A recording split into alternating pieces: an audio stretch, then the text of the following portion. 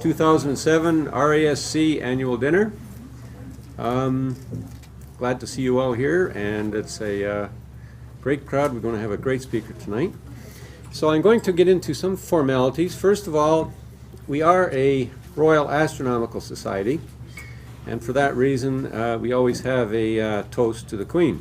And I'll just, before we do the toast, I'll just do a little bit of trivia information. You may have noticed I'm wearing a dark blue uniform.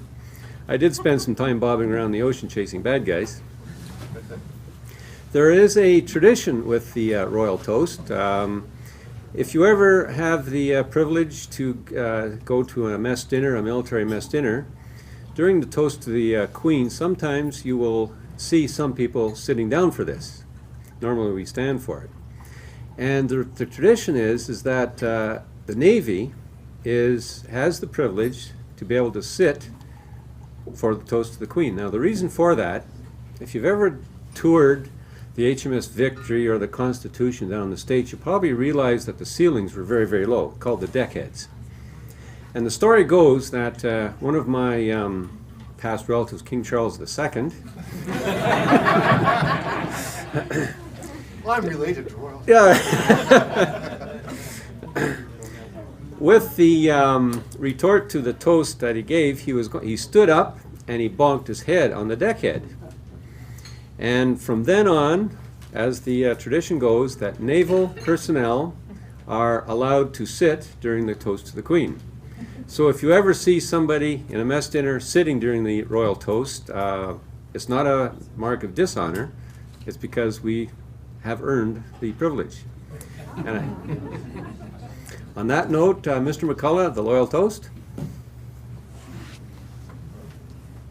You going to go on my chair? When Brian stands on a ship, he wouldn't hit the ceiling? If I jumped, I would. If I had my glasses on, I would know who you were. Yes. Yeah. All right. I can vouch for everything that Chuck has said because, of course, I spent some time bobbing around on the ocean, keeping track of guys like him. He had stripes. Oh, I had the stripes. Yes. Yeah. The Royal Toast, well, the Royal Astronomical Society wasn't always a Royal Astronomical Society of Canada. It started off as a Toronto Astronomy Club, basically. And then, in 1902, King Edward VII was touring Canada, so the Toronto Club thought, hey, you know what, this might be a grand idea if we were to get Royal stuck to our name, but we can make a petition to the King for that. But should we call it the Royal Astronomical Club of Toronto? No, let's go bigger than that. Ontario, let's go, you know what? We're going to do something really wild, really outlandish. The Royal Astronomical Society of Canada. The King thought that was a pretty good gig, and so the January 1903 petition was drawn up forward to the King, and on March 3rd, 1903, the Royal Astronomical Society of Canada was officially incorporated. So, to the King, I didn't bring my glass, but you can cheers for me, and to Her Majesty the Queen. Queen. Her Majesty the Queen. Well, we should be sitting. We should be sitting. Let's You have the option to sit. Well, you can sit on the floor. You're good at it. Thank you very much, Brian. So as we know, the RASC, we have a lot of volunteers. Basically, volunteers run the place, and I have to admit, this being president of this organization is an easy job, because I just ask for something to be done, and bang, it's done just like that. Paul Harris, our vice president, Harrison, sorry. I knew that too. Our vice president did all the grunt work for this this event, and Paul, my personal thank you very much.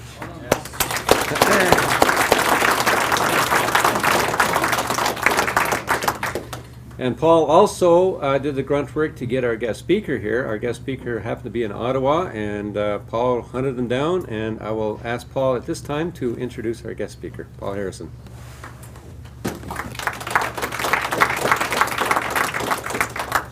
So I've been in touch with our guest speaker on and off for the last few months, in between his travels for work and my travels around the world. But I realized that when I was asked to introduce him that I hadn't really asked much about his background. I didn't know much other than he was a journalist, and he had written this book called Too Far From Home.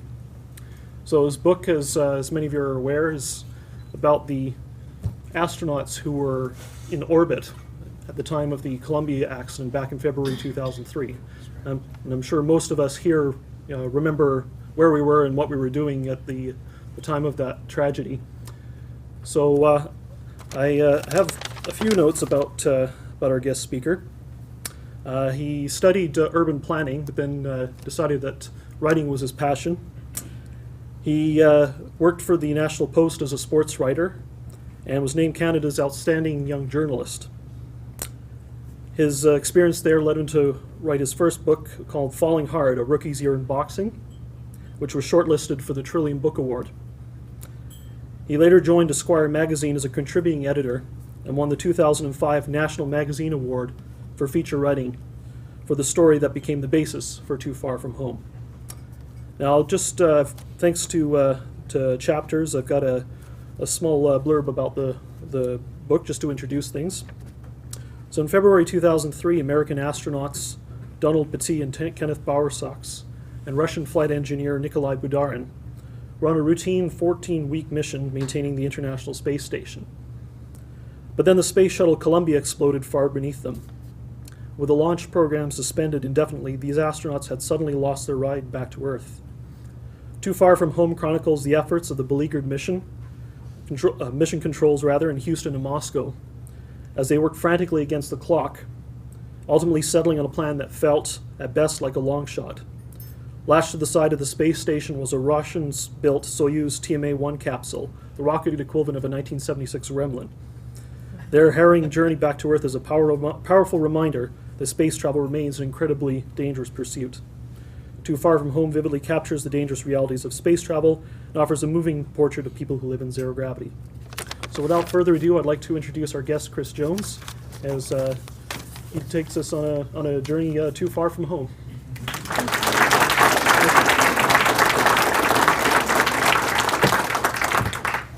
Hey everybody. First off, I'd like to thank the RASC for inviting me tonight, Chuck and Paul. Paul first emailed me back in May, and he said, will you be available November 16th? And I said, I have no plans at the moment. But as it turns out, this month has been ridiculous for me, and I flew in last night, and I'm very happy it all worked out that I can stand here before you. The other thing I'd like to note is that normally when I give these talks, I like to consider myself the expert in the room on matters of space. Here I realize I am the dumbest person in the room on matters of space, and I understand there'll be a question and answer period afterwards. I am petrified. Feel free to correct me any mistakes I make. Chuck was nice enough to point out that I screwed up meteor and meteorite in my book. How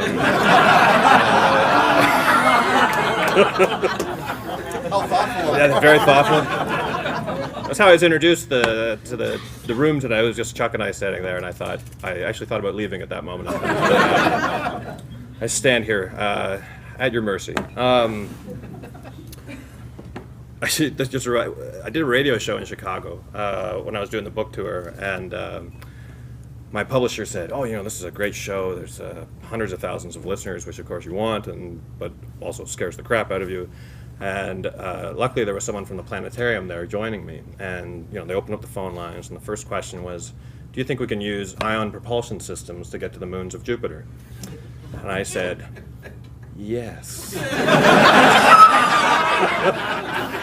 And I kind of pointed to Judy going, and she ended up answering every question on that 2-hour program. It just came along. It's like, can someone ask about astronauts pooping in space? I can answer those questions.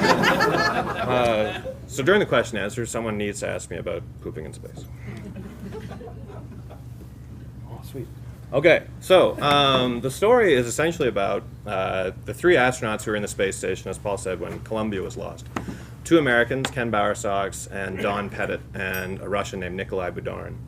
Now, again, not being I was a sports writer when Columbia happened. I just happened to be on my couch that morning and watched the disaster unfold. And every sports writer will tell you that they hate themselves because their job is watching other men play a game, and then you write about the game as if it's important. And every sports writer wants to actually find a story that is important.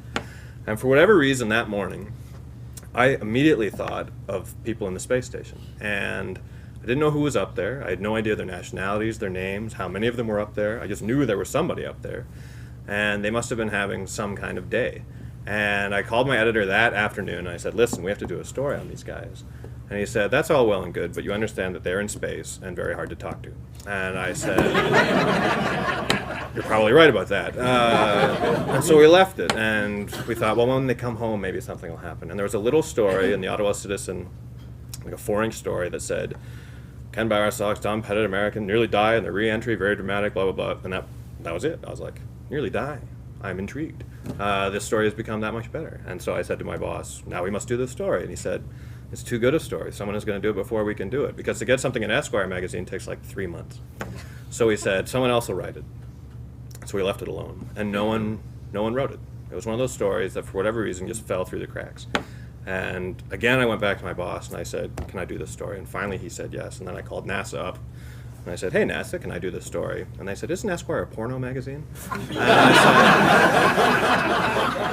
said, no. So I had to convince NASA that, yeah, I read it for the articles too. I convinced NASA that it is not a porno magazine in the traditional sense of a porno magazine. And they finally let me do it. And meeting these men, and I can say men because, as you can see from the picture, they are all men, was, for me, probably the most gratifying experience I've had as a journalist. It allowed me to escape all those demons I had from standing waiting for naked athletes to come out of showers and locker rooms. And I was very glad to be able to tell their story. And I'm glad to be able to tell it to you tonight. One of the things that surprised me as a newbie going into the world of space is when I pictured astronauts, I pictured Roger Ramjet, guys who are 6'6" with strong jaws and biceps. And the truth is, astronauts are midgets. They're very small, and if you saw them sitting in your restaurant, you would have no idea that they are capable of these heroic things. And as you can see from this picture, Ken Bowersox is the man in front with doing the 2-finger salute. He's a tiny, tiny man.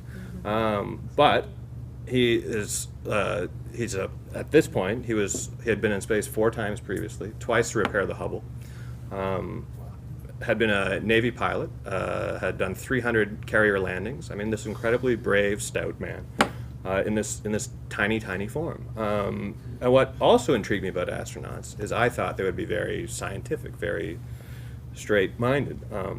But in fact, they're incredibly superstitious, and they go through all these motions in order to allow themselves to do what they do. When you actually break down what they do, if you can imagine yourself strapping into the front seat of a shuttle, in that moment, I myself would be making use of the diaper that I would be wearing. And what they told me is that they just don't think about it. They have some magical switch where they can turn off, because if you actually thought about the thousands, well, millions of parts in your machine and the thousands of people who worked on it, and if any of them have screwed up, that you were about to die, you would never light that switch. And here they are. I love this picture because they're boarding, that's called the Astro van, the silver van behind them. That is taking them to the launch. And I can't imagine the nerves that you were swallowing at this moment, but here you see them all smiling and happy and waving to their wives and kids. And they're switched off at this point. They're not thinking about what they're about to do. So there's Ken. Don Pettit is the guy in the background waving. He's got kind of sunglasses on. And Nikolai Budarin is the man to his right, the very Russian-looking man, right over Ken's fingers. Now, an interesting thing about this mission, going to the superstitions, this was mission 113, was the number of the mission. And Don Pettit was not supposed to be on this flight. There was a guy named Don Thomas who was supposed to be the science officer on Expedition 6, which is what these 3 guys were known as, the 6th mission to the International Space Station. And Don Thomas, as it turns out, in his previous space missions had taken on too much radiation. And NASA has this arbitrary red line where if you've got this much radiation, you can no longer fly into space. And during training for this mission, Don Thomas blipped over this red line. And they broke the news to him, you can't go. And Don Pettit suddenly got the call. And Don Pettit is a rookie. Now, the switch out, a crew switch out, there had never been a crew switch out since Gary Sinise was replaced by Kevin Bacon in Apollo 13.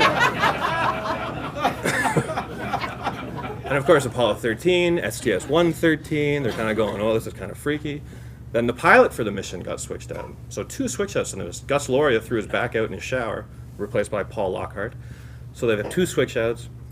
A rocket, a Soyuz test in Russia exploded as they're waiting for this. The launch previous to this was Atlantis. Some of the bolts that tie the space shuttle to the launch pad before it didn't explode, they're supposed to explode, they didn't explode. There was all these kind of bad omens. As they get in the van, they're all admittedly kind of tense, even though they're trying to switch off. They decide to play a joke on Don Pettit, the rookie. So they get in the van, they're driving to the launch pad. You can see the shuttle out your window, lit up by spotlights. Nerves, nerves, nerves. There's security helicopters flying above you, guys with machine guns sitting on the decks, because this is after September 11th. And a security guard waves down the van and boards and says, "I need your security passes." And 6 of the astronauts pull out their security passes. And Don Pettit is going, "I don't have a security pass." And the other guys turn around and look at him, and they're like, "We've gone through all this, and now you don't have your pass?" And he's just sitting there going, "God, I've never even heard of this security pass. I don't have this pass." They're like, "Rookie, ruining everything, blah, blah, blah, blah." And finally, Ken Bowersox breaks a smile. Jim Weatherby, who's the commander on the far right there, breaks a smile, and Don slides into the space under his seat. They go to the shuttle, they board the shuttle, they strap themselves in, the countdown begins, and there's an oxygen leak. They find oxygen in the space behind the cockpit, shouldn't be there, is called off. As they're fixing the oxygen leak, someone bumps into the Canadarm, our delightful invention, and bruises it, and the mission is scrubbed. You can't go. Go back to Houston. So I don't know if you can imagine that kind of adrenaline rush and then collapse. And these guys are talking about how bitterly disappointed they are, especially Don Pettit, the rookie, about to get into space, finally. They don't let him go. So they go back. Finally, a couple weeks later, they load them back in. There's a storm in Spain, which you might think doesn't matter at all, except that's where one of the emergency landing sites for the shuttle is. Everybody back off the shuttle. So the second time they're back off the shuttle. And as they're doing this, the wives and the children are where they're watching. I mean, just this tremendous exertion of energy every time they're loaded in. Finally, in November of 2002, they finally get to launch. Nighttime launch. And this has taken, one of the interesting things I found out, I don't know anything about machines or space, as I've told you. So I focused on the people. And one of the things, since the Challenger disaster, the families watch from an isolated rooftop. They take them away because in Challenger they were photographed, in their grief. And they talk about all being bundled together on this rooftop, the wives and the kids and the parents, and watching that. And how Mickey Pettit, Don Pettit's wife, who's this tremendous person, talked about how the switch that the astronauts make, the wives make too, or the husbands make as well. And at this moment, she said she went from being afraid to suddenly in awe. How many people here have seen a shuttle launch in live? I mean, you have to make the trip. It is incredible. And the noise, the feeling, it's like an earthquake. And I tried to put myself in the position of Mickey, say, watching her husband as she's holding her twin 2-year-olds take off on that big pile of gasoline. And here's how fragile this machine is. Someone asked me earlier tonight, would I ever go? There's no way in hell I would get on this thing. That machine is so fragile that there are little plastic owls that you can buy at a hardware store, those decoys so that pigeons don't land on your roof. They have those around there because a woodpecker once put a hole in the fuel tank. And my thinking is that here's this machine, there's billions and billions of dollars in this massive technology that can be taken down by a woodpecker. No. And this, of course, is their destination, the space station. Now, I'm going to get this backwards because I always do. But at the time when these guys went up there, when Expedition 6 went up, there were only 3 modules. The station was in the middle of, and is still in the middle of being constructed. 2 Russian modules, Zarya and Zvezda, and the American lab called Destiny. And they were all kind of in a train, as you can see. And in this particular picture, there's a Soyuz capsule at the bottom of the train. There's several places for the Russian Soyuz to dock. Now, what surprised me, I don't know if you've been in Houston, there's a mock-up of the space shuttle, and you can get in the cockpit. And it is this very claustrophobic space. In fact, if you're taking a dump in the toilet, your legs are sticking out the curtain, like you can't close a door. You're taking it there with your friends. And so when they got to space station, Don and Ken and Nikolai talked about how big it was, how it felt like this enormous space. It's 150 feet long at this point, about 8 feet wide inside. And they talked about it being a mansion, that this was palatial to them. and how excited they were to be there, but also how nervous they were. Don kept saying, and by the way, 50% of astronauts get sick when they go up, and Don was barfing his brains out. And so they finally get to the space station. Don is sick, and he's petrified they're going to send him back. You're too sick. You can't do this. Or that some emergency is going to prevent them from completing their mission, or that there'll be some magical change of plans whereby they can't go into the space station. So until Endeavour docked, put them on, took Expedition 5 off, and until the hatch was shut and Endeavour was drifting away, Don didn't quite let go that this was his home. But once Endeavour left, these three guys did their best to make this sterile, under construction, highly mechanical, very loud, surprisingly loud place, and very stinky. No shower on board. These people are up there for weeks and months. Home. They tried to settle in. And here they are on their very first day. Don at the bottom, Nikolai and Ken. And the very first thing they do is they try on the Russian spacesuits. These are the cosmonaut suits. Because if there is an emergency, their way of escape is the Soyuz that is lashed to the side of the space station like a lifeboat. And they have to make sure that their suits fit and that they can get in the Soyuz in case something happens the instant they get there. So here they are. This is their very first moment on space station, trying on the Russian suits. You can see how short their hair is, and you can watch in the slides progress as their hair starts ballooning. I guess I'll talk a little bit about the three guys. Don is my favorite guy because Don was new to space, and so for me, I could ask him every dumb question about being new to space, and he would answer them very patiently. He's a scientist. And Mickey Pettit, I always felt bad with because she did not sign up to be an astronaut's wife. Don was a scientist who looked at things like clouds. He worked at the National Laboratory in Los Alamos. He had tried 3 times to get into NASA and was always rejected. Never knew why he was rejected. I mean, it's very hard to get in. But and then his 4th time, he finally got in. And now he's finally in space. And for him, it was like his most perfect laboratory. He had this giant place in space, 0 gravity, all these nifty machines, all these materials. He was a kid in a candy store. Ken Bowersox, the guy on the top right there, military guy, as I was talking about. And there's always been this divide at NASA between the military guys and the science guys. It's like the jocks and the geeks in the high school cafeteria. There's this great place. I'd love to write a book just on a day in the life of the astronaut office at NASA. It's on the 6th floor of this building in Houston, with cubicles. It's like Dilbert, but on steroids. Like there's just macho guys walking around, the military guys, who all talk like Chuck Yeager.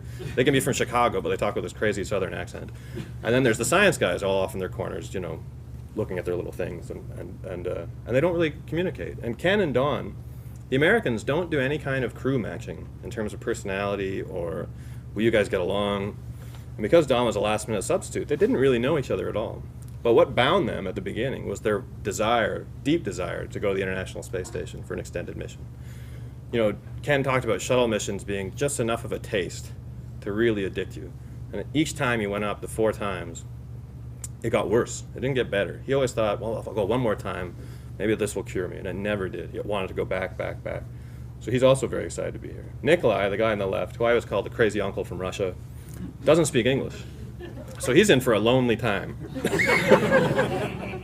But had been to Mir twice. So he is sort of the expert on a long-duration space mission. And even though they couldn't really communicate with each other, which still boggles my mind, the Americans would watch Nikolai work. They'd watch him operate.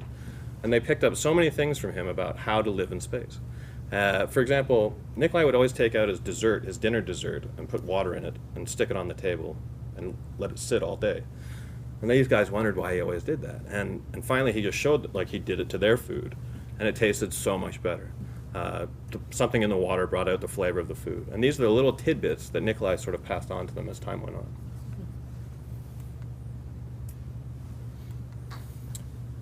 This is their giant space, which to me looks like you're locked in the trunk of a car.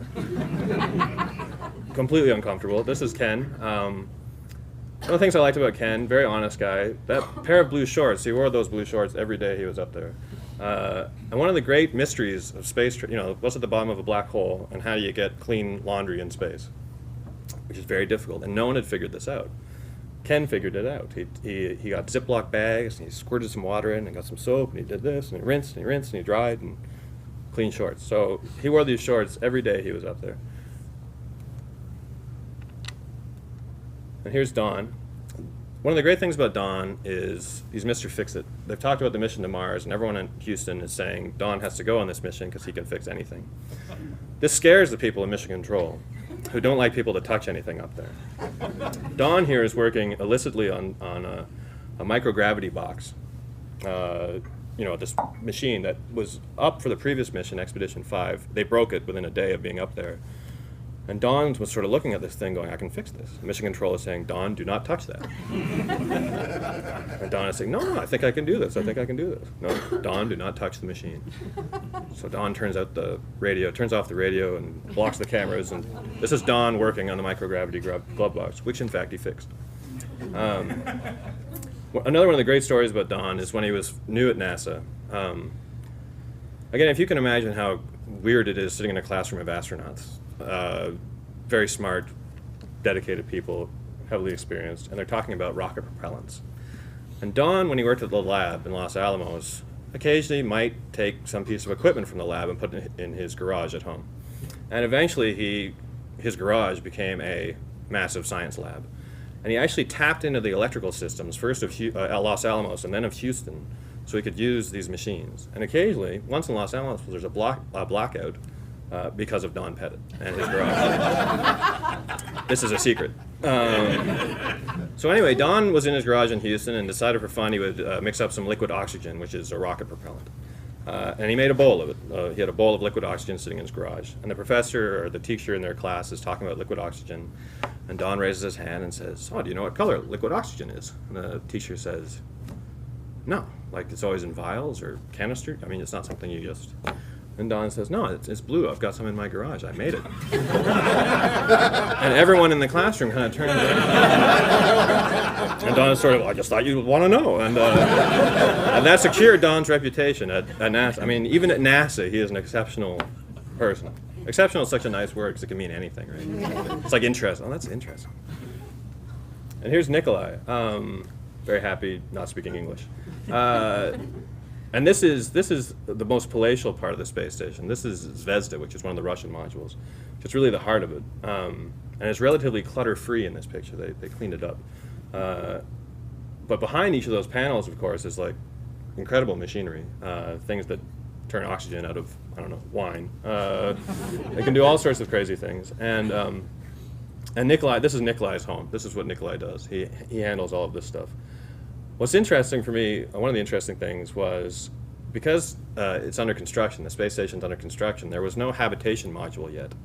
For whatever reason, they decided to leave that one.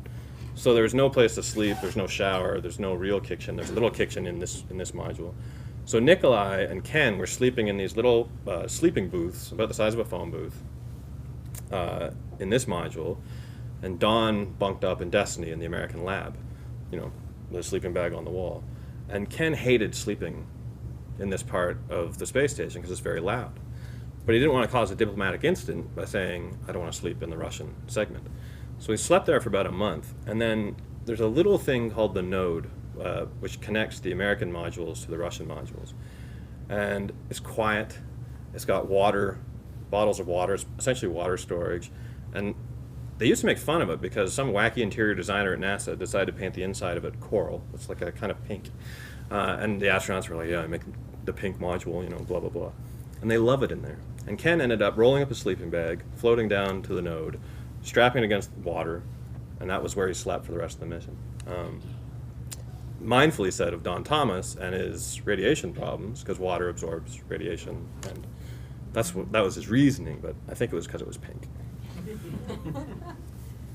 Everything is great for Expedition 6. They really, really were having the time of their lives.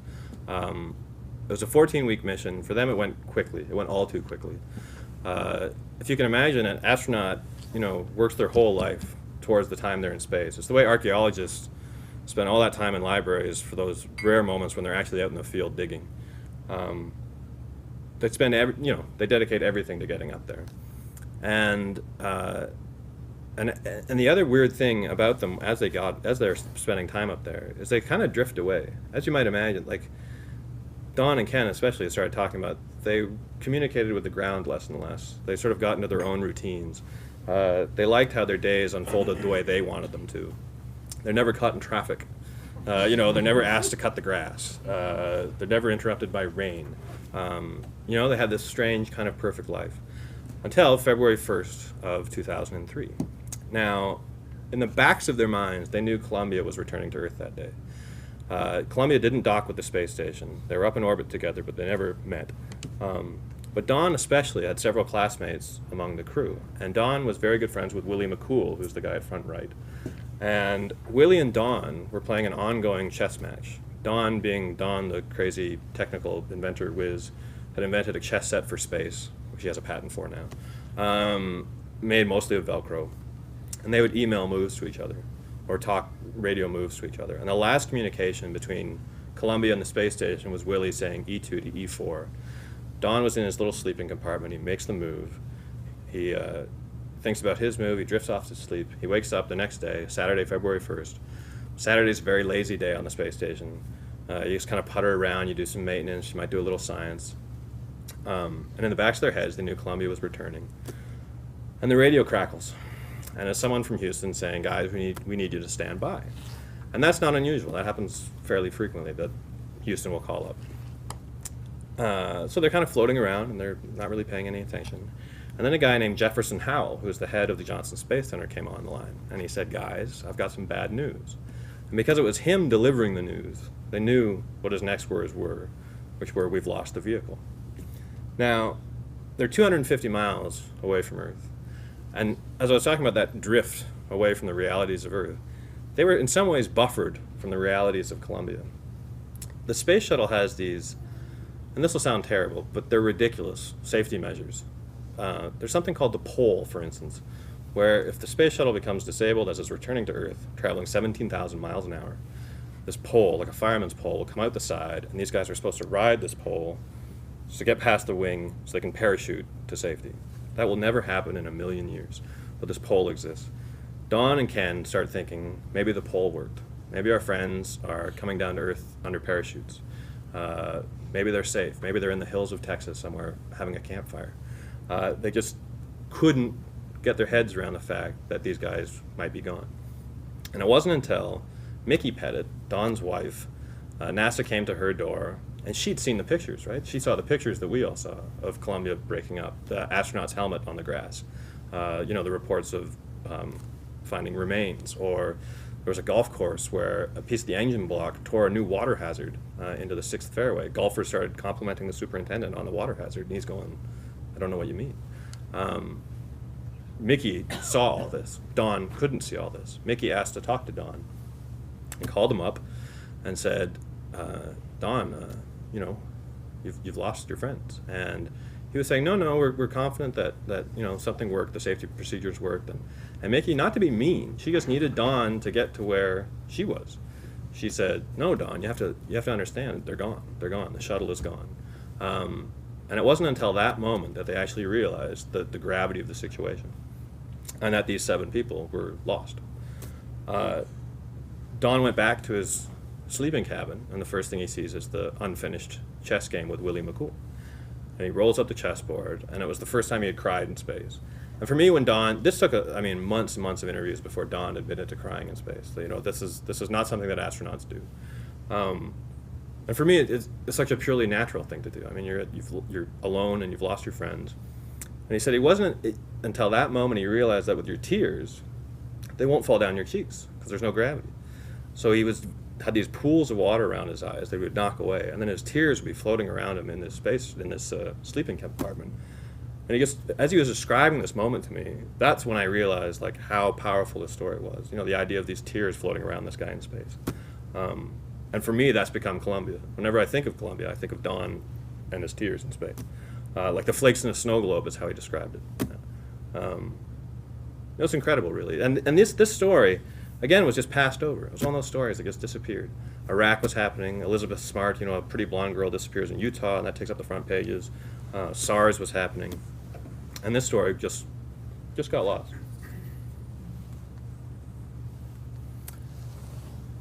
Another interesting character in this story is Sean O'Keefe, who is the head of NASA at this time. This is the memorial service. He's the man with the mustache in the center of the screen. Like me, he knew nothing about space when he entered this world. He was a budget slasher. His reputation was a bureaucrat that cut budgets. His last act before he came to NASA was to deny NASA funding for the space station. Then President Bush appoints him the head of NASA. As you can imagine, very uncomfortable for him to arrive there. He's talking about walking down the hallways and people kind of looking at him and giving him the finger behind his back.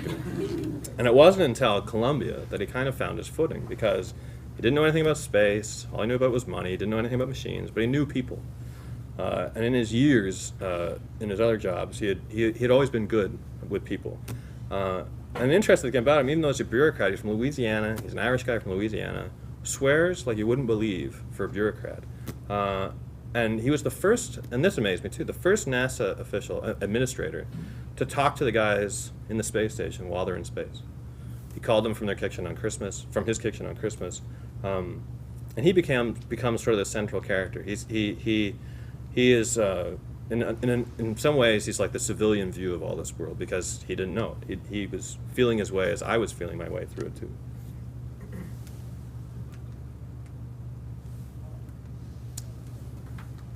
The three astronauts in space went to their own corners for a long time after Columbia. The ground gave them time off. There was a stark realization after they, were finished with the grieving process. They knew from Challenger that their ride wasn't coming anytime soon. And the ground was saying, no, we're going to fly another shuttle, everything will be on schedule. But they knew that NASA was lying. They knew that Challenger grounded the fleet for 2 years and that something similar would happen. They listened to that memorial service from the previous slide. There's a ship's bell up there. Chuckle like this. The space station has tremendous amounts of naval tradition. They treat it like a galleon on the seas. There's a ship's bell up there. They rang it 7 times for 7 astronauts. And then they decided, we're up here for a long time. We're on our own. Let's make do with what we've got. And Don, this is Don shortly after the accident. This window is in Destiny. It's the best window on the space station. Perfect glass. And he spent days looking out this window back at Earth, thinking about his wife, thinking about his children who turned 2 while he was up there, and taking pictures. And he ended up taking 25,000 pictures, all told, from this window, mostly post-Columbia.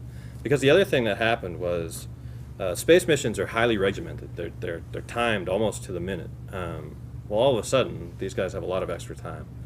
And Ken decided he would take over most of the by-the-book science and let Don take pictures and do sort of fun science. And that's how they decided to get through. And NASA called up again and finally admitted, you're going to be up there for a while. It might be 2 years. And these are guys, remember, with wives and children and lives on Earth. Ken has 3 kids. Don has 2 kids. Nikolai has a couple of kids. And although they were having such fun in space, all of a sudden they started realizing the things they missed about Earth. Eating, for example, all of a sudden things like oranges, fresh fruit, steak off a barbecue, a shower, sleeping flat with your head on a pillow. All these things that we take for granted, they started really sort of thinking about. And I think when Don was sort of looking down on Earth, he would sort of think of all these things that he was missing. His favorite time to look at Earth was at night. In the daytime, cities just look like smudges. And apparently it's very hard looking out a window to know what you're looking at, what part of the world, unless you see a coastline, it's very hard to know what you're looking at until night. And then you can make out things like coastlines and river bends and airports and stadiums. This is Los Angeles at night. The mountains to the north are dark. Disneyland is Disneyland or Disney World is the bright light to the right. And Don would look out these windows and take all these pictures. And he's working on a picture book now, actually, called Cities at Night. He took thousands of pictures of cities at night. One of the interesting things, I was talking to Chris about this, actually. The space station's rotating around, flying around the Earth. And Don would try to do this to take a clear picture. He'd try to go in the opposite direction. Well, of course, he can't move his shoulders 17,000 miles an hour. So Don being Don, he took an old IMAX camera mount, a drill, a couple of bolts, attached it to his camera, pressed the trigger of the drill, and it would allow him to take crystal clear pictures of Earth. Because at that point, he'd figured out the rotation. That's the kind of ingenuity that these guys had. And Don also sort of lost himself in what he called Saturday morning science, just playing. using his imagination. And this is a picture. This is a thin film of water in a wire loop, and he's doing this to it. And it's swinging back and forth. And he would take ordinary things like sugar or food coloring. He'd stick a hot soldering gun into something like that to see what would happen. He'd make a giant sphere of water and put an Alka-Seltzer in it. What happens to Alka-Seltzer is, well, of course, it bubbles and fizzes, and if you spin the sphere, then it's like a centrifuge. And all this, by the way, is all videotaped, and you can find it on the web. Everything NASA has is public use. Luckily, because NASA didn't cooperate with the book, so I could pirate everything. And Don really lost himself in this stuff.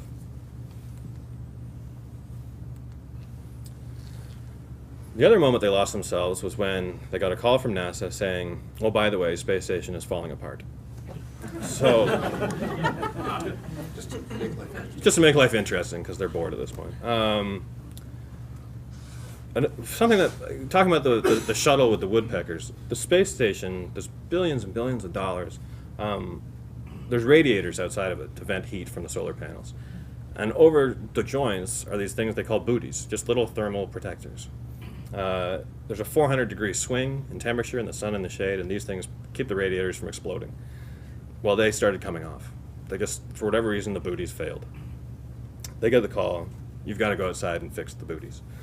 It was going to be Ken and Nikolai. Nikolai had done several spacewalks. And then just to make things more interesting, they found out that Nikolai had developed a heart murmur and wouldn't be able to go outside. So Don, the rookie, once again thrust into the first team, has to do a spacewalk. And for me, this was the most sort of mind-boggling part of it. I couldn't imagine the idea of opening a hatch and seeing pitch blackness, because when they opened the hatch, they happened to be passing through night. It was perfect blackness, and then saying, I'm going to go out there. I'm going to step outside. Some nut at NASA has figured out that they have a 1 in 496 chance of being hit by something. Those are your odds. And if you get hit by something, obviously you will either die instantly if it happens to be a big thing, or you'll have a very bad 8 seconds if it happens to hit you in the arm, when your eyeballs start popping out of your head. And the other fear, of course, is that if you're cut loose. And they've actually done, what happens if you're cut loose? You float until your air runs out, and then you die like drowning. It's called hypoxia. And they've actually talked about how dreamy it would be to be the astronaut who's dying in space. They know all this. They study this. They're taught this, and yet they open the door and go. And that again is that switch that I don't have. I can turn my terror switch off. I'm scared. But these guys aren't. And what Don will tell you is that we make choices. Every day we make choices. If we decide to go to a movie tonight, we're taking a risk. We might get in a car accident. But we decide the joy of watching Fred Claus is worth the risk of going outside. It's not, by the way.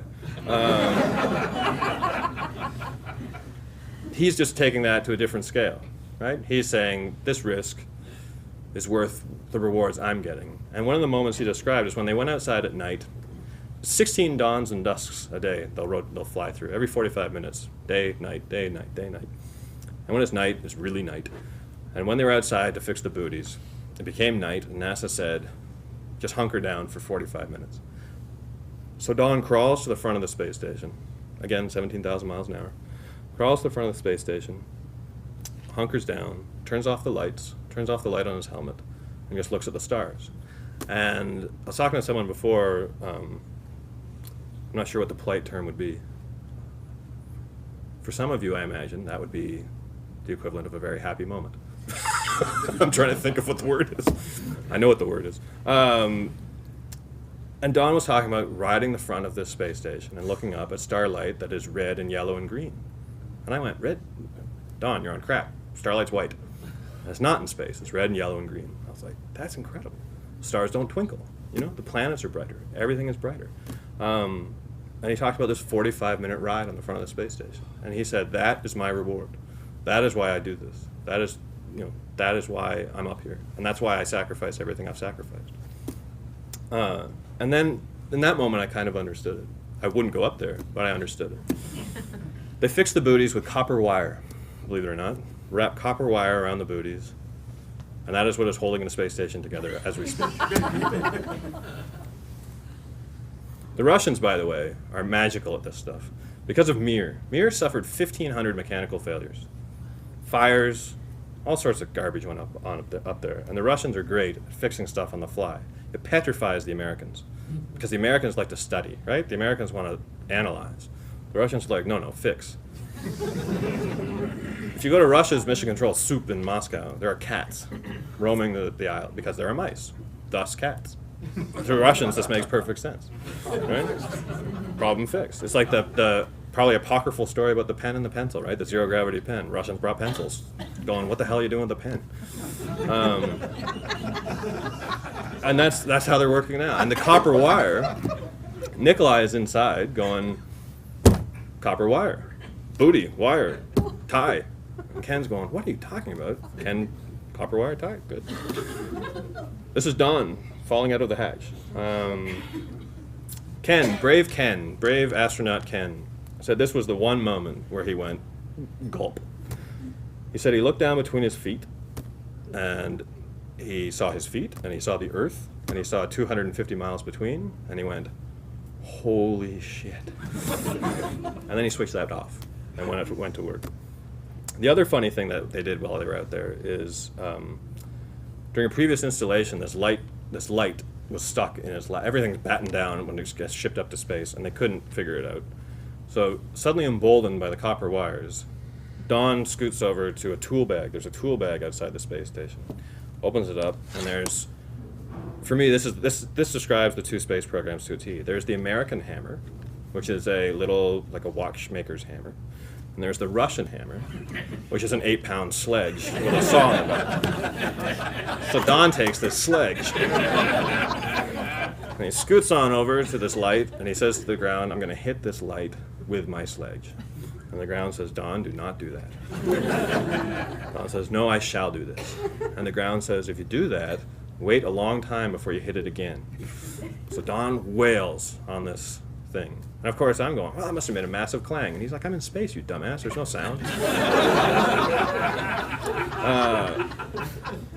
And he wails and he wails and he wails, and the light is free. Now, of course, it's all bent and dented to hell.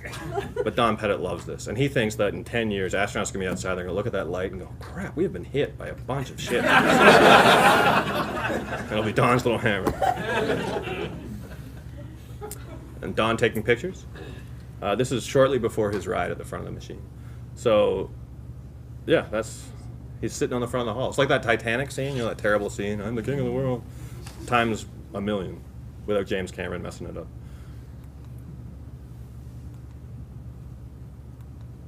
There we go. And while they're outside, they could look at their Soyuz.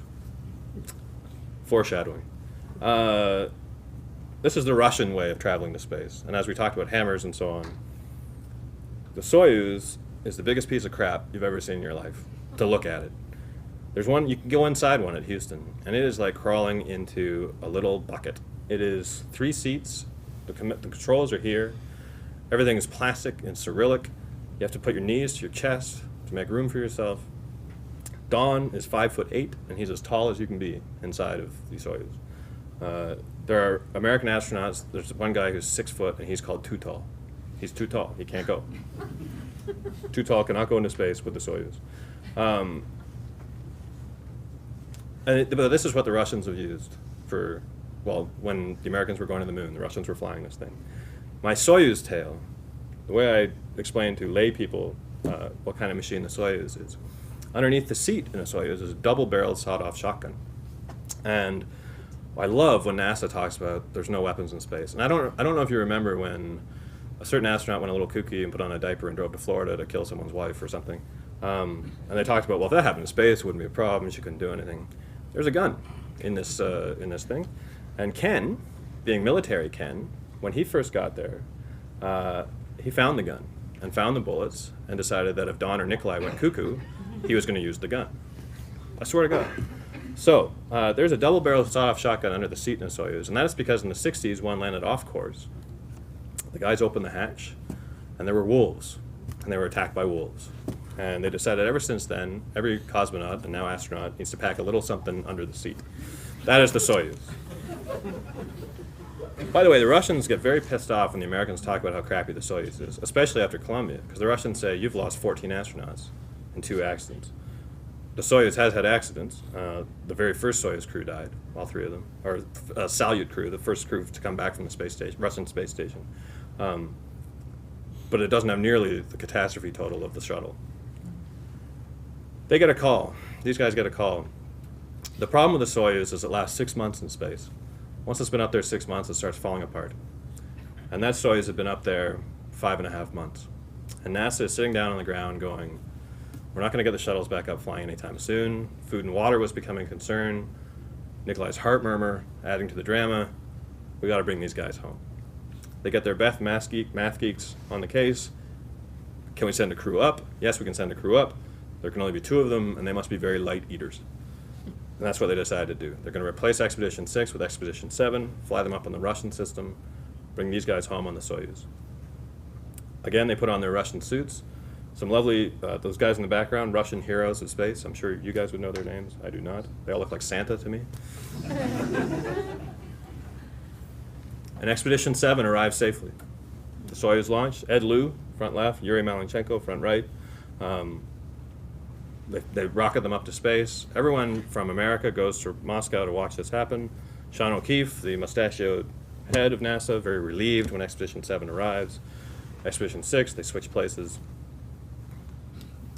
And Expedition 6 goes home on the Soyuz.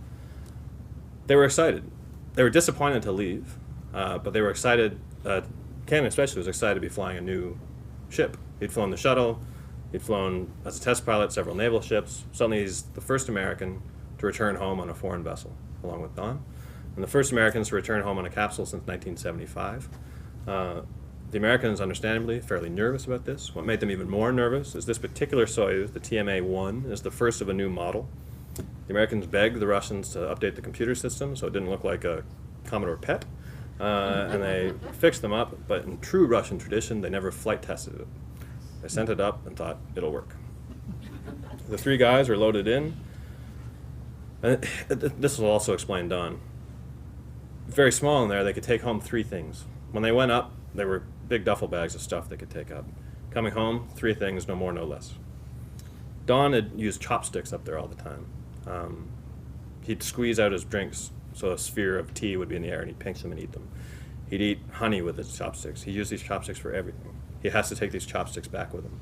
So he's telling me this story, and he's going through this, and then he said, and then I had this necklace. I had Mickey's favorite necklace. And whenever I was lonely, I would run it through my fingers, and I'd be like, oh, that's great. And he said, so I left that up there. That's not the answer. And instead, he took 2 spoons. The Russians had spoons, long-handled spoons you could scoop out of the bottom of pouches. Don loved these spoons. Don, as an engineer, thought, these are perfect. This is a perfect solution to a problem. I'm going to take one of these spoons, one each for my boys. We're going to sit around the campfire years from now. We're going to use these spoons to eat the food out of the tins, and it'll be very happy. Mickey, very sad. Boys, very happy. So they've got their stuff. Ken took his shorts, by the way. And everything's going normally at this point. 1.5 rotations around the Earth in their tiny little capsule, eating salt, drinking water to prepare themselves for re-entry. Nikolai is the commander of the mission at this point. And there's audio of this, and it is fantastic, because Don doesn't know what the hell is going on, because Don speaks English and is the engineer who has never flown before. You can hear him going, what's happening? What's happening? And Nikolai's answering in Russian, and Don's going, I don't know what's happening. And the audio is great. I got it by paying a guy at the Russian embassy. I'm being totally truthful about that. This is their view as they're leaving, saying goodbye to their home. Mixed feelings, sad that they're leaving, happy that they're going to see their families again.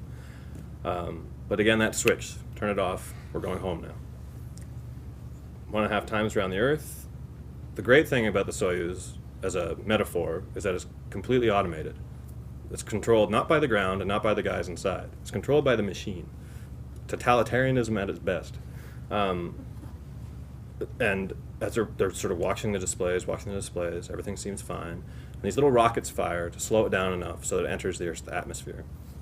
And these all work. They enter the Earth's atmosphere, plasma, fire, all sorts of things burning out the window, very pretty. It's interesting to listen to it again, the audio. You hear Don saying, "That's a lot of fire." And all of a sudden Nikolai goes, "Yeah, that's a lot of fire." And it's kind of there's a question mark at the end of it. And then they see the Soyuz is actually 3 little capsules, and the two are jettisoned once they re-enter the atmosphere. And Don and Ken, who are on the outsides, look out their portholes and see these capsules jettisoned. They're like, "Wow, that's really cool." The problem is they shouldn't be able to see it. There's something wrong because they can see these. And all of a sudden the machine announces, "We're going into ballistic descent." And you hear Don say, "What is ballistic descent?"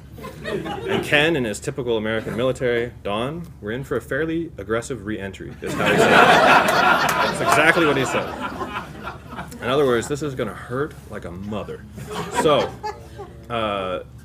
ballistic descent, normally the Soyuz, fairly gradual return to Earth, blah, blah, blah. Ballistic descent, they've been loaded into the shotgun that is under their seat, straight down at the Earth.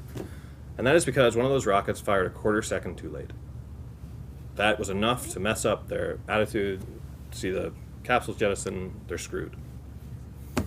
Gs start to build. Fire outside. 1G, 2G, 3Gs, 4Gs, 5Gs, 6Gs. The audio again, Nikolai is counting. And you can hear them sort of grunting. They start grunting and wheezing. And Don's tongue starts going down his throat. And Ken feels his ribs separating. They're just press. 7Gs, this is hurting. 8Gs, this is really, really hurting. And all they can hope for is that the Earth's atmosphere slows them down soon. Because that's what they're relying on now. No brakes, Earth's atmosphere. Resistance from the atmosphere. And eventually it does slow down enough, and they make it through. Then, of course, the problem is the parachute, which is, again, automated. And Ken is sitting there wishing there was this giant red button that he could punch to open up this goddamn parachute. This is what he's thinking. And they sit and they sit and they sit, and finally the parachute opens. Everything is fine. They land. That's good. Wind captures the parachute. They start tumbling across the ground. Nikolai cuts loose the parachute. They're on their side. Ken is on the bottom of this pile, and there's this great, again, the audio. Don has been holding some books on his lap, and he says, and he sounds very sick when he says it. He says, "Ken, I'm about to lose the package." And Ken says, "That's okay. Just do it in a bag." And you hear Don kind of going, "Oh, I'm not following." And Ken's like, "I don't want you to throw up on me." And no, I'm talking about the package. I'm literally talking about the package, which he passes on to Ken, and everything's happy again. And Ken is looking out the window. He's looking out the window that's pressed against grass. And again, when I talk about the tears, Don's tears in space, Ken looking at this grass is another one of those moments for me. They hadn't seen colors like that in a long time. They hadn't seen life like that in a long time. And he just stared at this grass. He said it was the most beautiful thing he'd ever seen, was this grass. Now they're waiting for rescue. People are there to meet the Soyuz. Except, because it's automated, and because the Soyuz sucks, no one in Russia knows that they've landed off course. No one in Russia knows that ballistic descent has happened. So everyone in Russia is where the Soyuz is supposed to be, and they don't show up.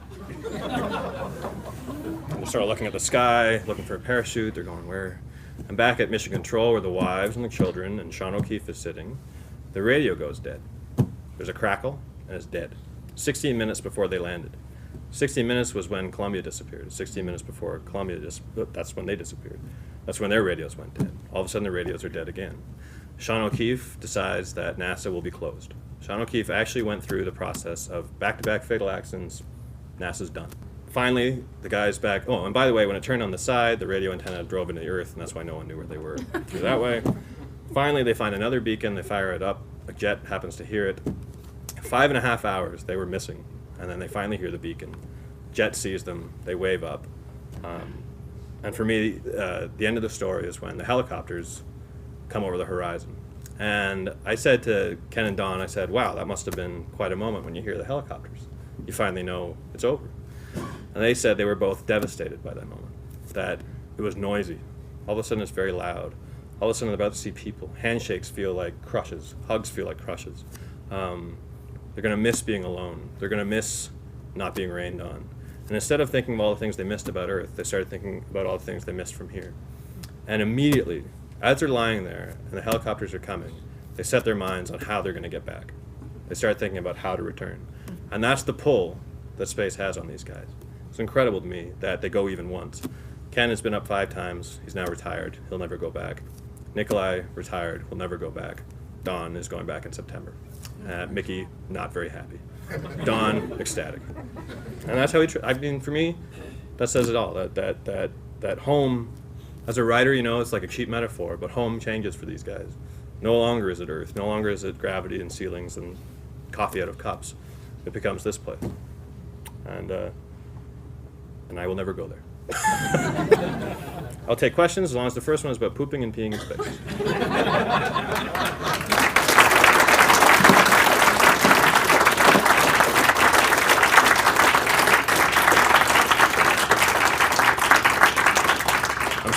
About pooping? How many days were they up there?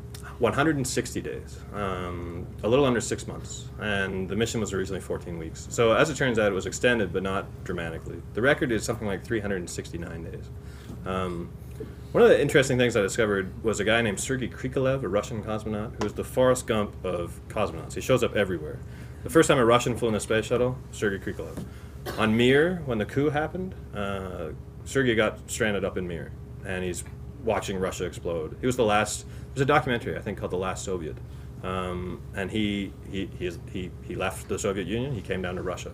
He got handed a Coke when he came down. He's like, "What the hell is this?" The first crew on the space station, Sergei Krikalev. He went back up there a few months ago. I mean, this guy is everywhere. So he has the record for most times in space and longest duration. But yeah, 160. The American record, I think, is 196 days. And they did poop every day. Pooping, it's interesting you ask about that. So first peeing. I couldn't put this in the book, but I make sure I tell this story everywhere I go. And please forgive me. Remember, I'm a sports writer and a meathead, and I find these things funny. So, when men would pee in space before, they would put on a condom with a hose attached to it going to a bag. And NASA would come up to each guy and say, "What size condom do you need?" And every guy would say, "I need the biggest condom that you have. I am giant. I need this." And every astronaut, except for the legitimately huge ones, peed all over themselves. NASA decided this is not good. This is not good. So they made a template, a cardboard template with holes cut in it.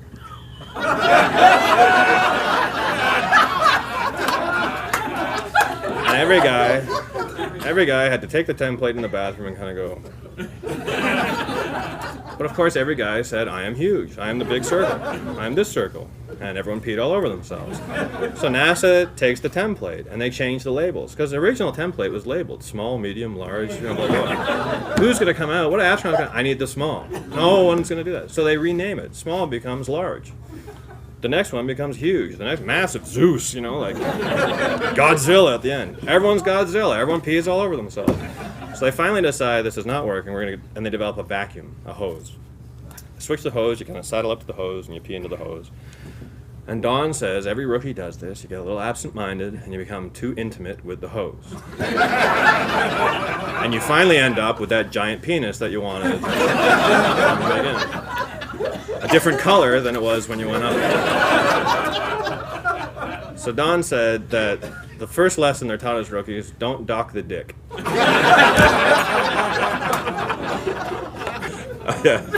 So what was it like getting access to the astronauts for the stories you went through NASA?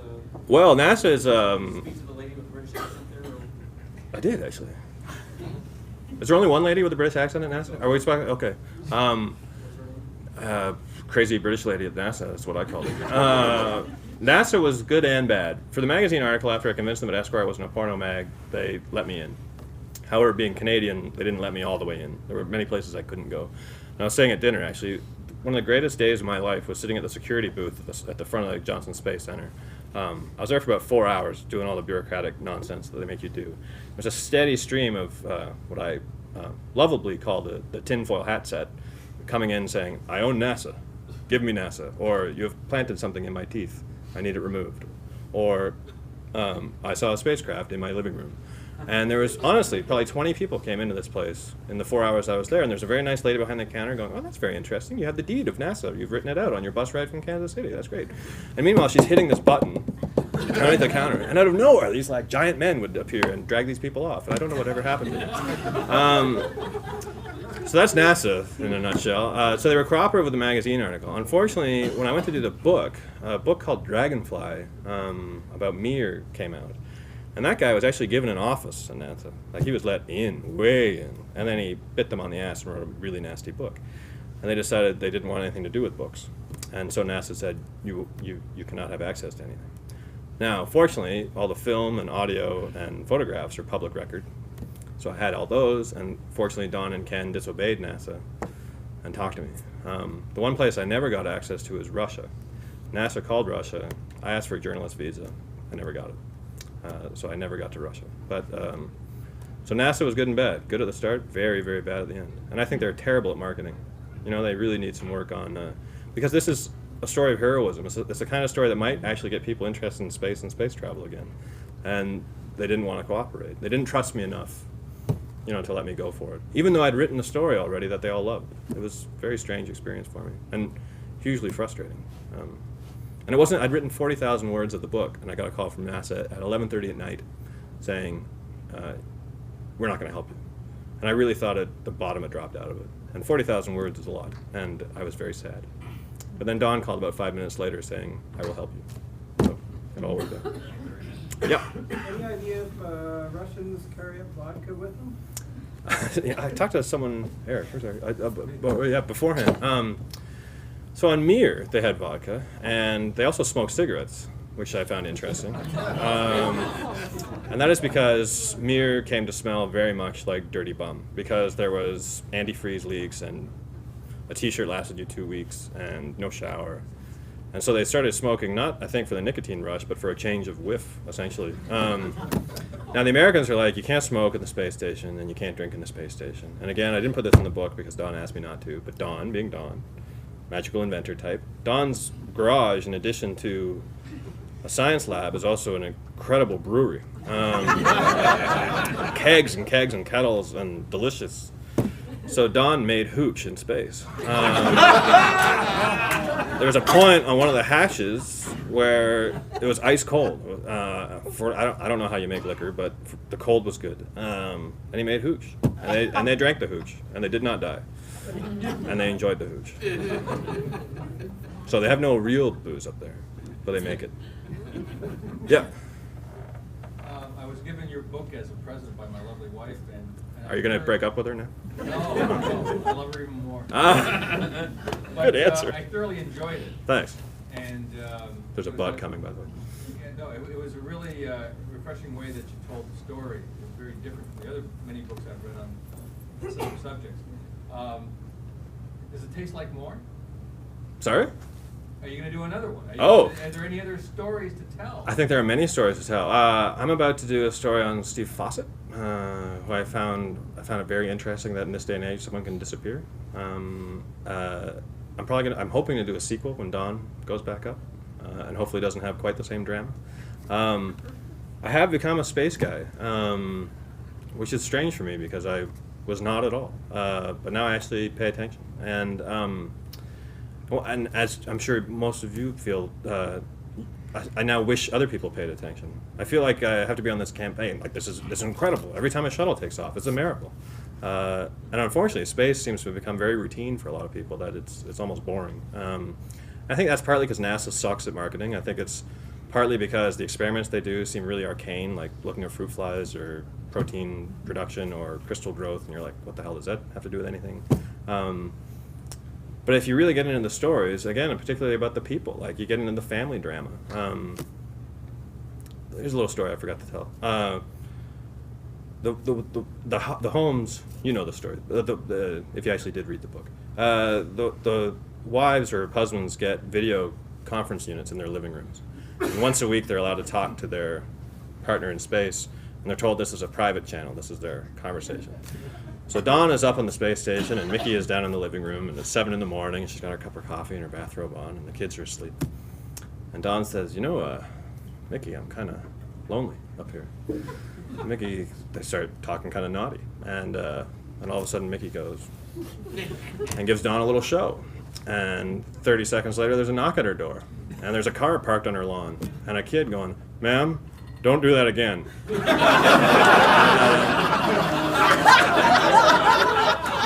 So So Mickey's boobs were 4 stories high at the front of the Johnson's, on the big screen. Those are the stories that I like. So I do still want to do something on the people at home. Because I got into it in the book as much as I could for the space in the book, but I still think there's something great to be written on astronaut families. And actually, the book has thankfully been sold for movie rights, and they're writing. And I hope they spend a lot of time on the families. I think, for me, that's half the story. Another little detail: Ken's kids were older than Don. I mean, Don's turned 2 while I was up there and never quite understood what was going on. Ken's kids, the youngest was 6, and knew better. And you can actually, I'm telling you this, but I'm sure you know, you can see the space station as it flies overhead. This little white light, yeah.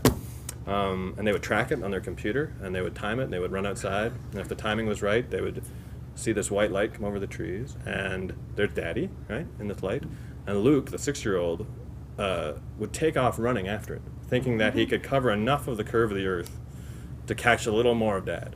And of course, the light would always disappear, and Luke would be heartbroken. But for me, those moments, like the idea of kids chasing the space station so they can see their dad, I don't understand how that is not compelling enough for people to be interested in it. And those are the stories that NASA needs to tell, I think. But it's a very convoluted answer to your question. But it did allow me to talk about Mickey Pettit's boobies, which are spectacular.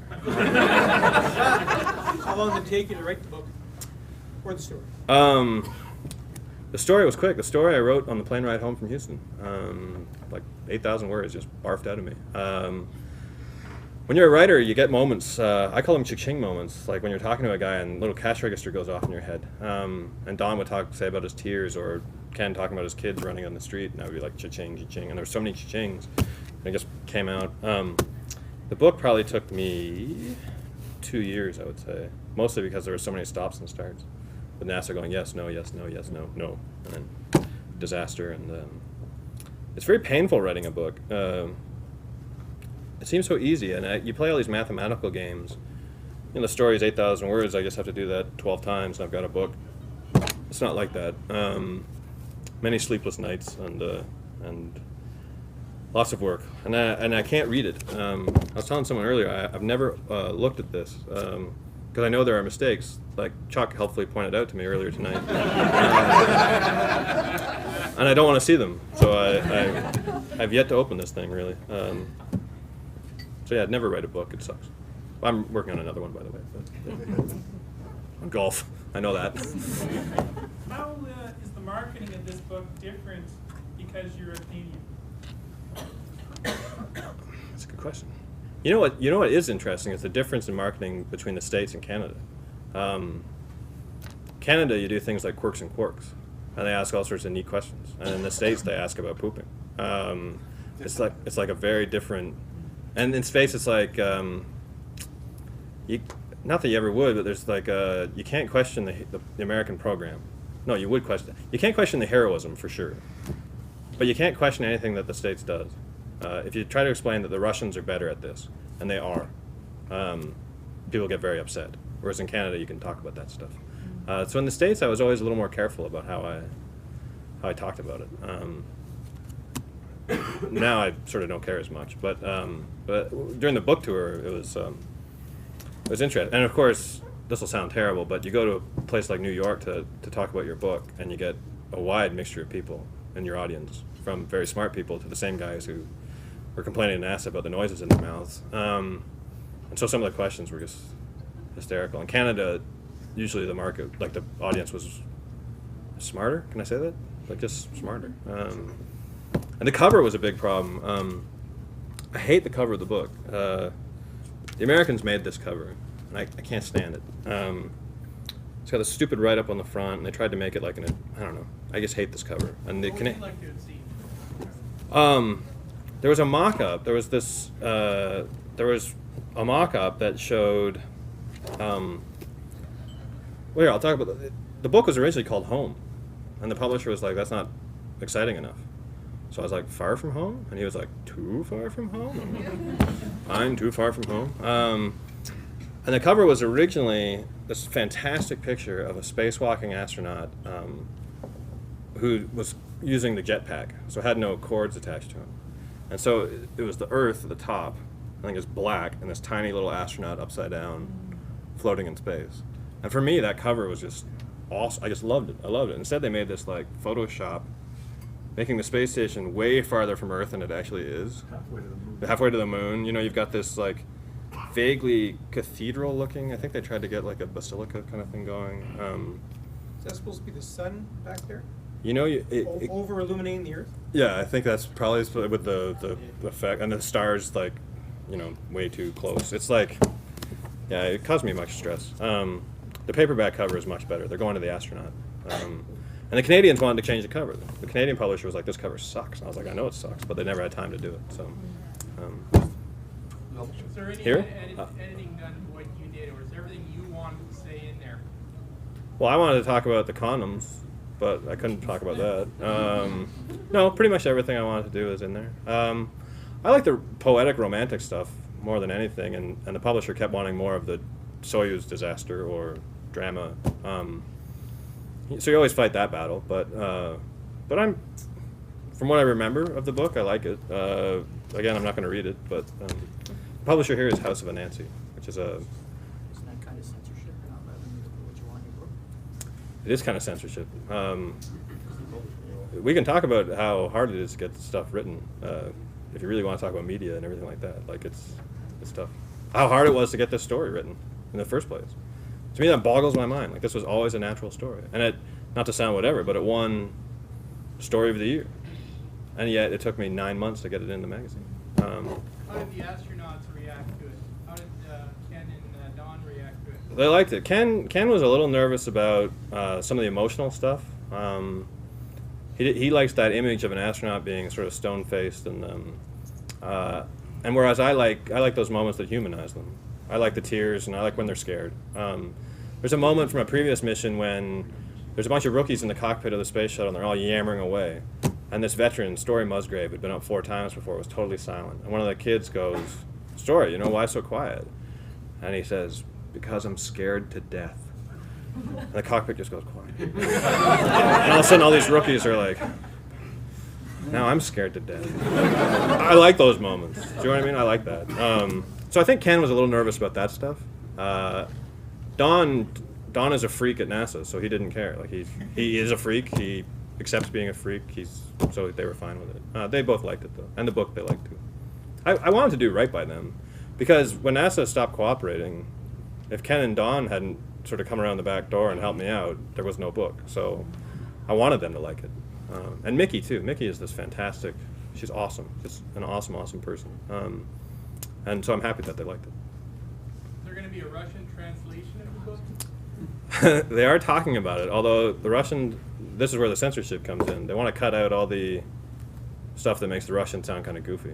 But I always meant it sort of nicely, like when I talk about something like the cats in Mission Control, I kind of like that there's cats in Mission Control. Like I think that's practical.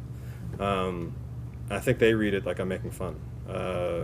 Which I am a little bit, but it's also sort of making a point that sometimes the easiest solution is the best solution. It's home. It is very different. Like it's like an opera theater. There's big drapes and pillars, and it's much nicer than the American one.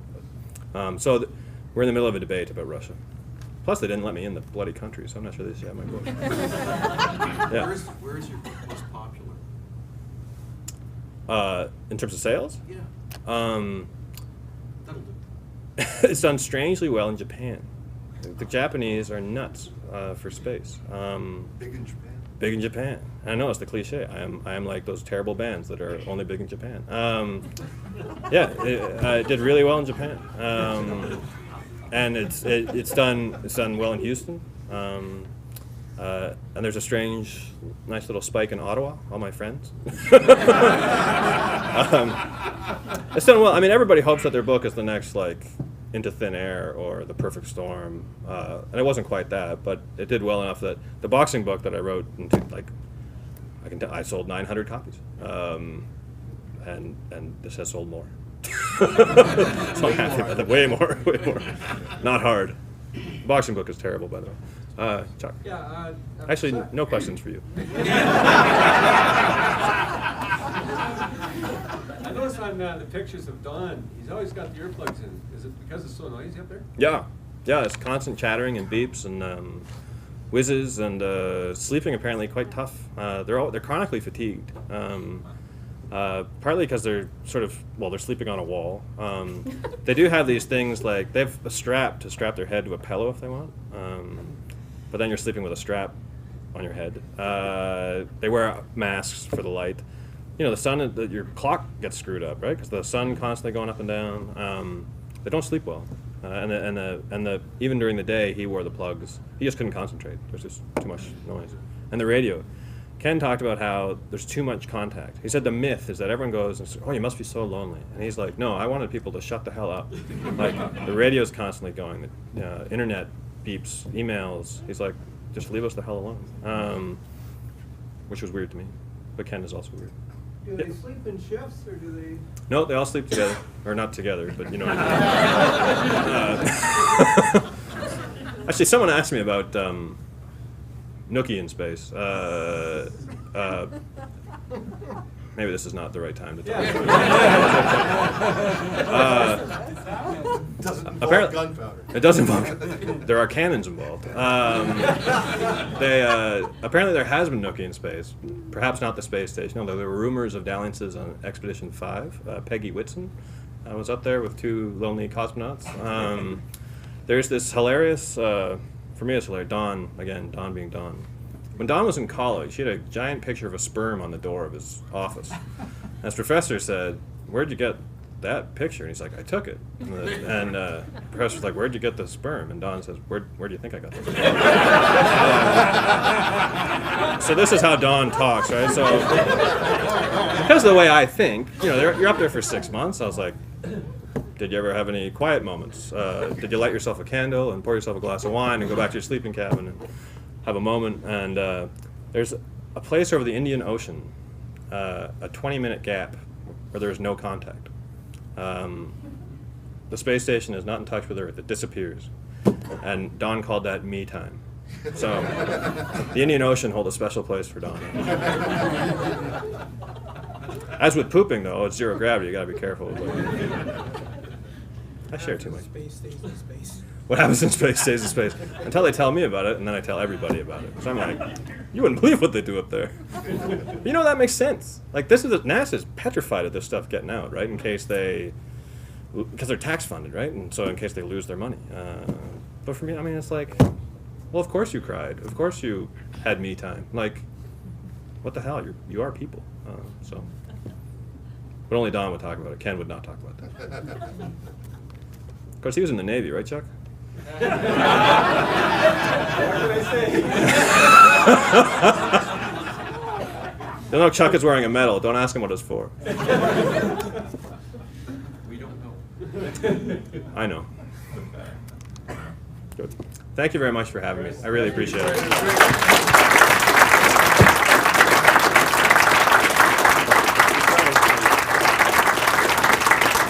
And thank you very much for the telescope. I really appreciate the telescope. Maybe. So when they came back to Earth, that would have been a meteoric descent. A meteoric descent, or a meteoritic descent. Yeah. Oh, my brain hurts. Ouch. Chris, that was awesome. Thank you very much. I'll tell you, being most of us, we're professionals, and we always read what's of interest to us. And we all know our authors, our favorite authors. But I'll tell you, Chris, from your words, I know what it feels like to be in a space station with a fire on it. You know, I felt the re-entry. Man, it was a great book. If you haven't read the book, I envy you because you're in for a ride of a lifetime. It is Gave great. away the ending, though. They all live. They all. Well. Beautiful evening, beautiful evening. Okay, at this point, I'm going to ask Brian to come up. It's time to do some official stuff. We're going to announce a couple of winners. Since in the last year, of course, I've been meeting chair and the old observers group chairman, which we don't call it that anymore, right? But observing, of course, has always been a very strong angle on my own astronomical pursuits. along with a lot of armchair astronomy, following the stories through the pages of books like yours, Chris.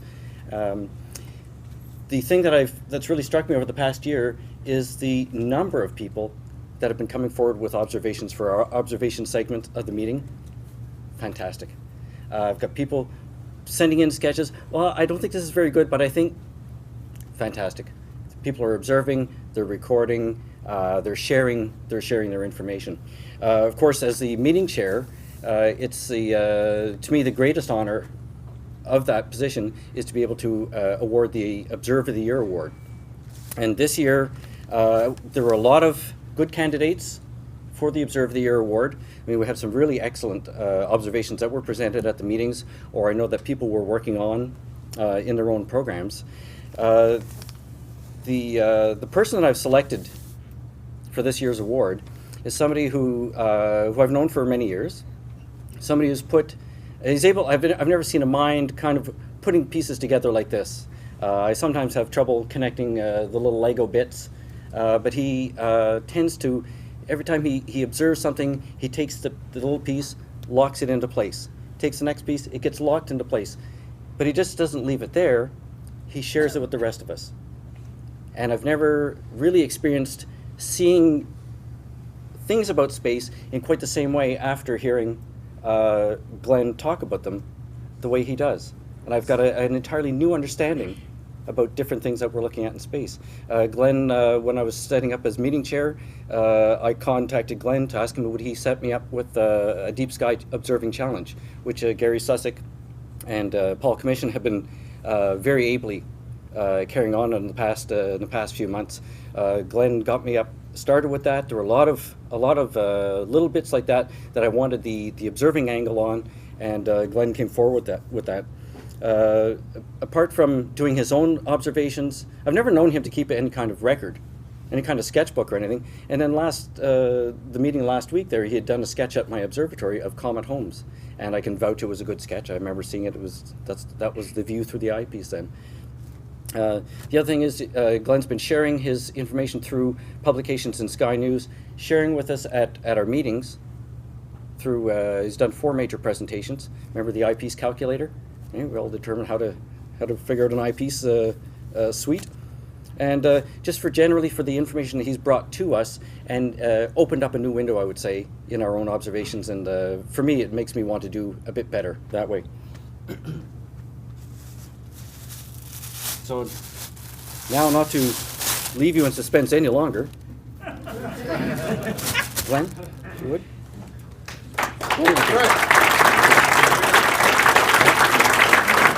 Here, you take this out. You take this out. All right. Congratulations. I guess I should say a few words. Yes. Well, I must say I'm honestly surprised. I thought there was something amiss because Brian was so insistent that I appear at this dinner meeting tonight. It wasn't. Buy me a beer. Oh, well, then I guess I should have. Anyhow, well, I don't want it to seem like, this here is some sort of a bribe or whatever. But yes, I'm very pleased and honored, actually. But most of all, surprised because I haven't, as Brian indicated, formally submitted observations per se. It was mostly in the form that he's described, where I would just talk about things in the meetings and such. It's mainly because I just have a fascination with what's happening up there, and I just like to do my bit to, help others to perhaps get a little bit of an extra understanding on how things work out there beyond this earthly realm. I guess other than that, not much else I can say, but thank you very much. I am honored.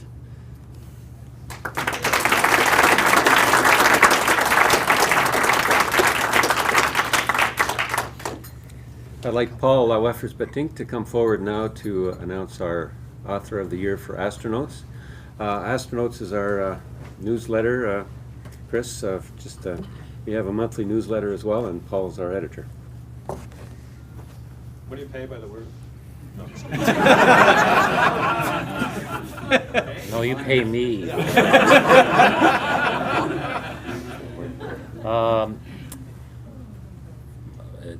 It's my pleasure again to announce the astronaut notes article of the year of the award. It's almost, and it's by Richard, Richard Alexandrovich. Is that pretty good? Okay. Fortunately, he's not unable to make it tonight. But he'll be at our next meeting in beginning of December, and he's going to be giving. Shouldn't give the surprise. He's going to be giving a talk at that meeting. He won for his article on the Big Bang, which appeared in the summer edition, and he's written a number of other articles, and he's given a number of talks at our meetings. So I thought I thought he did a very good job, and that's why he won the award for this year. So Richard, wherever you are, thanks again.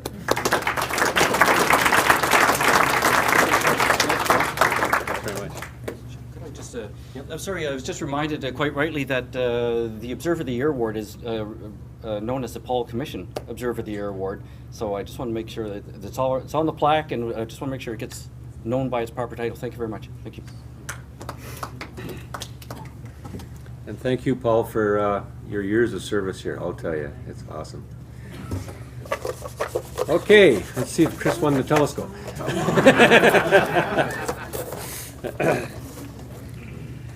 So everybody did get your ticket cut in half, and the other half is in here.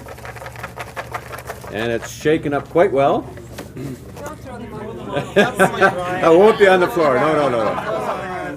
So I'll let our guest speaker pick the first ticket. There you go. And if it's for you. Number 1.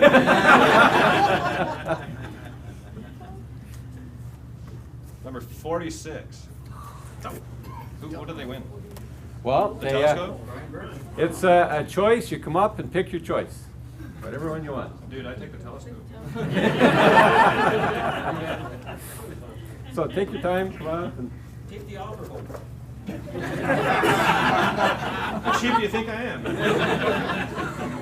I think we've already established that.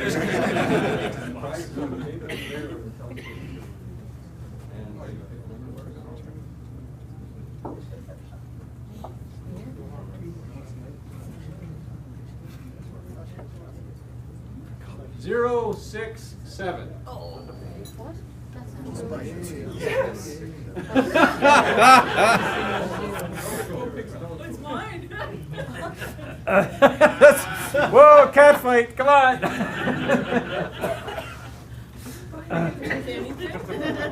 Anything you want. Yours? Where are the prizes? On the table here. I should have told everybody that the prize is on the table. Lots of donation. Actually, Deborah and Peter did give us a donation. Thank you, Brian. Chris, A special thank you to all the focus line. Oh, Deborah, before you go. Take that for Chris, Deborah.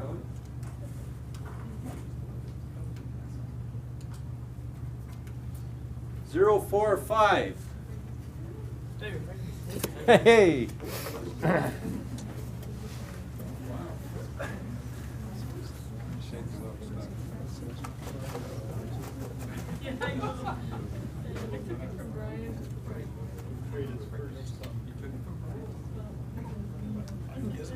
Yeah. 029. Uh-oh. Lucky table over there. Can't be right. I get to keep this.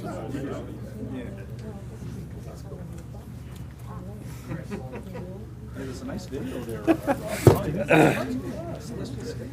Thanks, Rob. You just picked my ticket.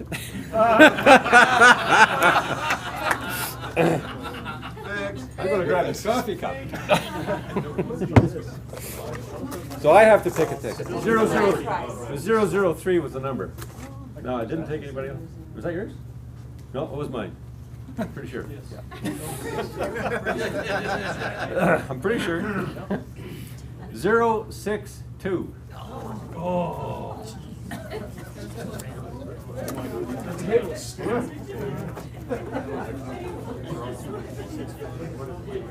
Anyone with a telescope?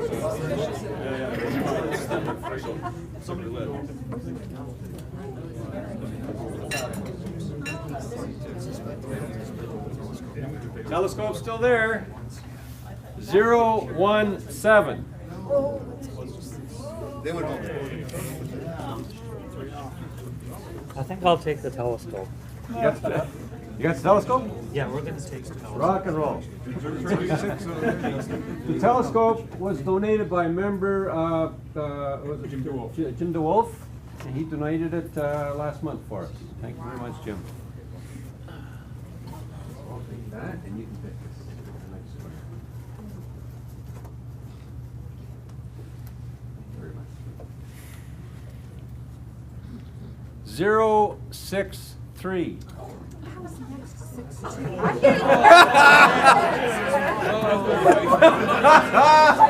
Whoa, that table!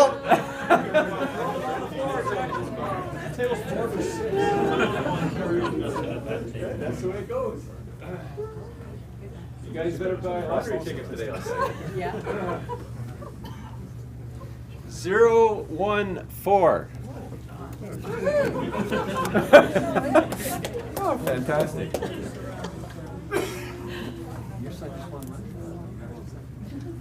Military Medal of Valor. I just want to announce this couple, their son just won the Medal of Valor in Afghanistan. Wow.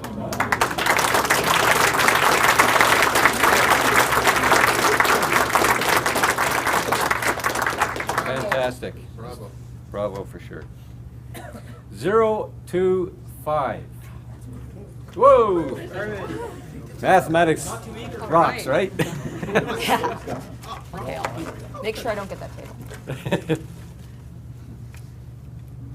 031.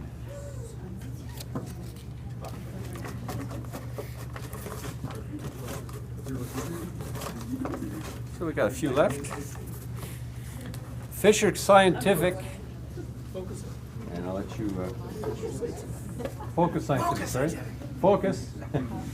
Focus Scientific actually has 3 columnations for free. They've donated. And 023. There we go. 28 dismissed me. 1, 2, 3, 4, 5, 6 left.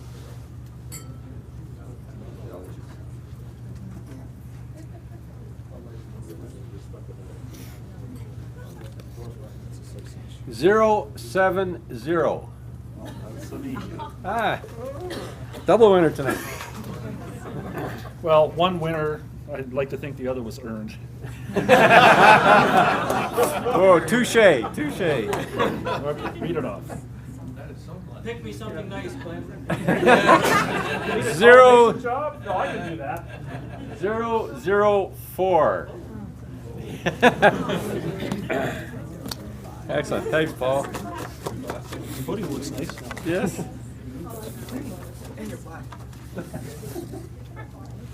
Nope. 071. Ah, Eunice. This lady lets her husband come ride with me in the airplane up north. Thank you. 072. Whoa! Whoa! It was honest, actually. There you go, Eric. This is the guy that flies with me. Lucky you. 069. 069. Ah, there we go. Oh, free columnation. And that's it for the prizes. Thank you very much for the donations.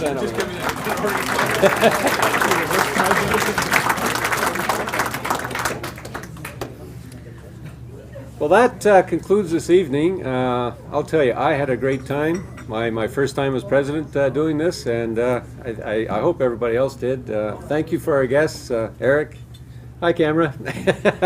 Chris, Excellent, excellent book, excellent talk. Thank you very much for coming. Thanks for having me very much. And thank you all for coming. It was a great evening. Enjoy your evening. Thank you.